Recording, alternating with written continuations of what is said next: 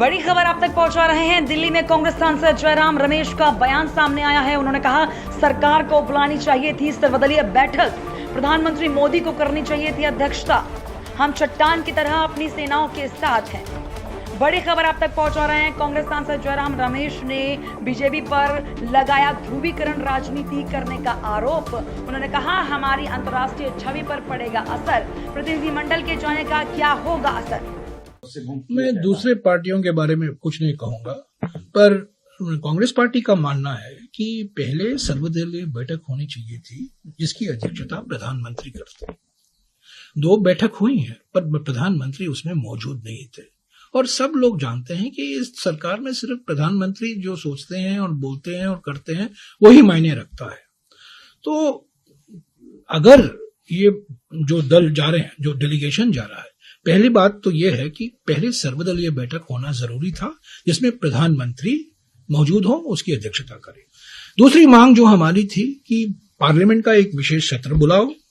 जो 22 फरवरी 1994 को जो प्रस्ताव सर्वसम्मति से पारित किया गया था पीओके को लेकर, उसको दोहराओ।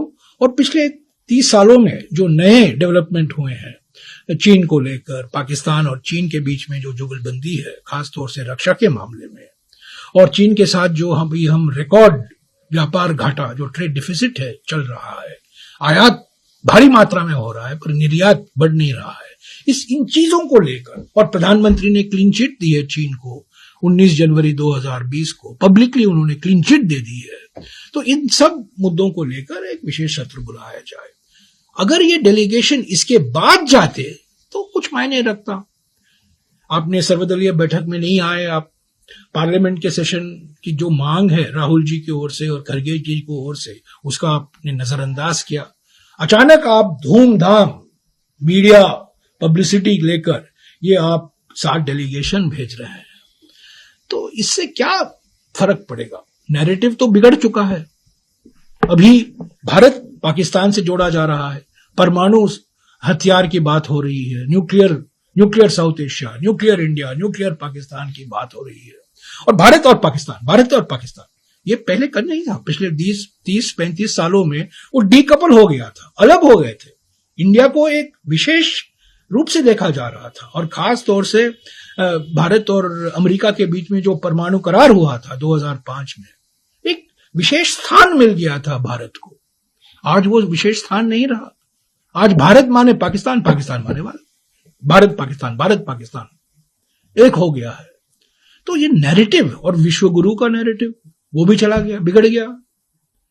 तो अभी ठीक है, थोड़ा डैमेज कंट्रोल के लिए ये डेलीगेशन जा रहे हैं। हमने सहयोग पहले दिन से हमने कहा है, एकता और एकजुटता की जरूरत है, और हमने पहले दिन से 22 अप्रैल से हमने कहा है चट्टान के माफिक हम हमारे सशस्त्र बलों के साथ हैं, सेना के साथ है, वायुसेना के साथ है, नवसेना के साथ है, स्थल सेना के साथ है।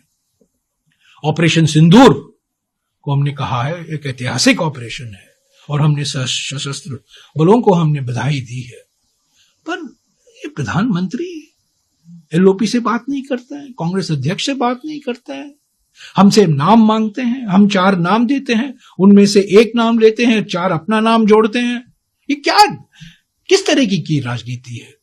और मध्य प्रदेश के मुख्यमंत्री, मध्य प्रदेश के 2 मंत्री, उप मुख्यमंत्री सोफिया कुरैशी को बदनाम करने में लगे हुए हैं। यहां विदेश सचिव का ट्रोलिंग होता है। कैसे बीजेपी सांसद डेलीगेशन में आपने भर रखा है? जैसे सांसद जिनका बयान देखिए, क्या क्या उन्होंने नहीं कहा,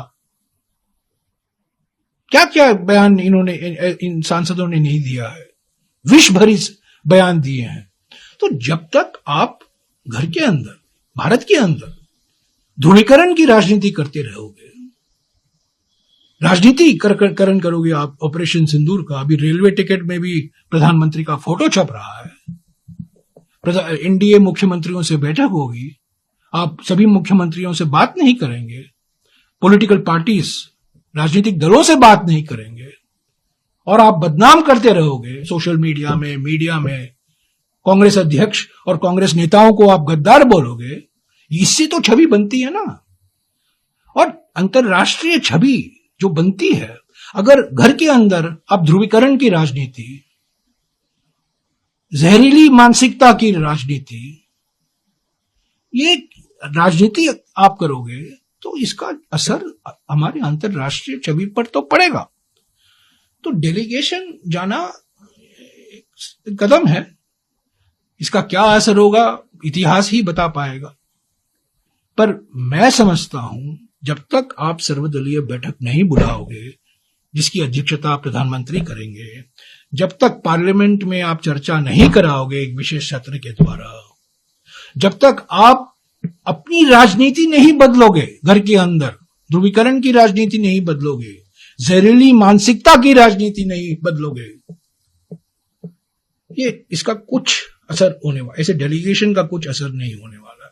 ठीक है, 1-2-5-6 दिन के लिए हेडलाइन मिलेगी, अच्छा ऑप्टिक्स होगा, पर इससे क्या लोगों को विश्वास होगा?